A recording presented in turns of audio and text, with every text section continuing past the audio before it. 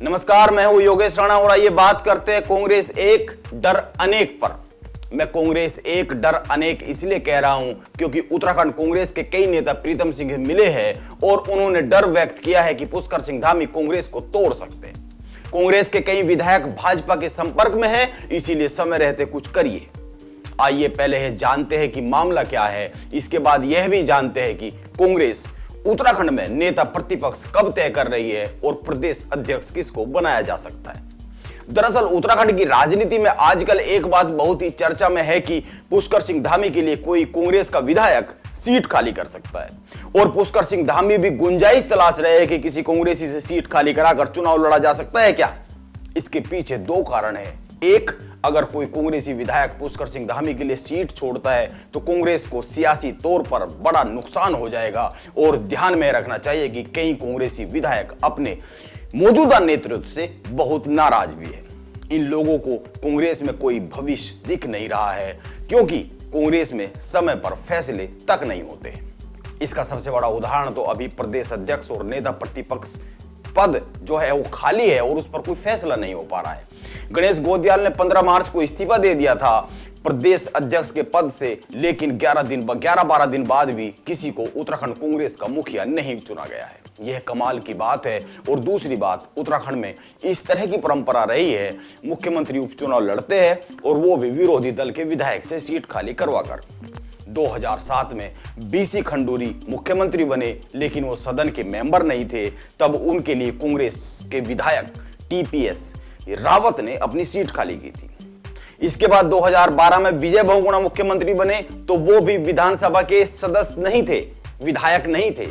उनके लिए सितारगंज से बीजेपी विधायक किरण मंडल ने अपनी सीट खाली की थी। हालांकि एनडी तिवारी और हरीश रावत भी उपचुनाव लड़े हैं, लेकिन उनके लिए कांग्रेस के विधायक ने सीट खाली की थी। लेकिन यह परंपरा उत्तराखंड में है कि विरोधी दल के विधायक से सीट खाली कराकर मुख्यमंत्री उपचुनाव जीतते हैं। पर अब कांग्रेस को बड़ी चिंता हो रही है, चिंता सता रही है कि पुष्कर सिंह धामी किसी कांग्रेसी विधायक से सीट खाली करवाकर कांग्रेस में तोड़फोड़ कर सकते हैं, ताकि उत्तराखंड में जो थोड़ी बहुत कांग्रेस बची है वो भी निपट जाए और कोई चुनौती ही नहीं बचे। मैंने बात शुरू की थी कांग्रेस एक और डर अनेक से। आइए देखते हैं कांग्रेस में और क्या क्या डर है। एक, हरीश रावत खेमे का डर, प्रदेश अध्यक्ष और नेता प्रतिपक्ष का पद प्रीतम सिंह के पास न चला जाए, प्रीतम सिंह के किसी आदमी के पास न चला जाए।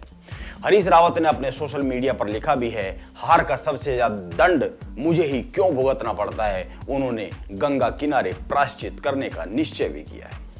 नंबर 2, प्रीतम सिंह को खुद के हाथ से नेता प्रतिपक्ष का पद खिसकने का डर। नेता प्रतिपक्ष पद की दौड़ में 3 लोगों ने पार्टी के भीतर दावेदारी की है। वैसे तो 5 लोग हैं, 6 लोग हैं शामिल, लेकिन 3 ने ऑफिशियली दावेदारी की है। इनमें एक प्रीतम सिंह है और नंबर 2 धारचूला विधायक हरीश धामी है और नंबर 3 बद्रीनाथ विधायक राजेंद्र भंडारी है। इसके अलावा यशपाल आर्य और तिलक राज बेहड़ का नाम भी चल रहा है।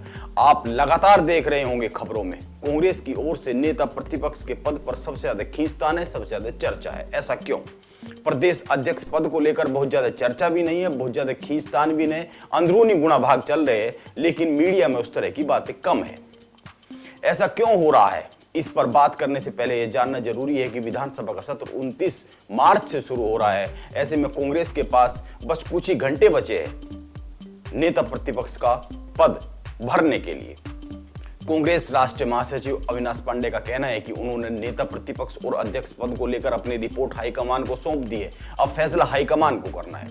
वैसे उनके पास इसके अलावा और कोई जवाब भी नहीं है, वो केवल इतना ही जवाब देते हैं मीडिया को। अब सवाल यह है कि नेता प्रतिपक्ष पद पर इतनी मारामारी क्यों है? दरअसल कांग्रेस के पास एक ही ऐसा पद है जिसका सरकारी रुतबा है।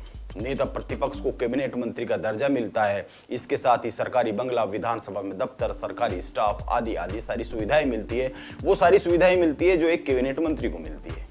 शायद इसीलिए इस पद के लिए कांग्रेस में सबसे ज्यादा गोलबंदी हो रही है। हरीश रावत चाहते हैं कि यह पद उनके किसी खास को मिले, जबकि विरोधी इतनी बड़ी हार के बाद हरीश रावत को कुछ भी देना नहीं चाह रहे।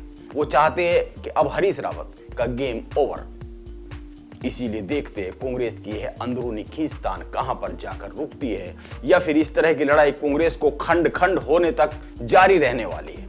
और बात अगर प्रदेश अध्यक्ष की करें तो उसके लिए भी बहुत सारे दावेदार हैं। बहुत सारे गुणा भाग है, उस पर भी बात करते हैं किसी अगली वीडियो में। नमस्कार, आप बने रहे मेरे साथ।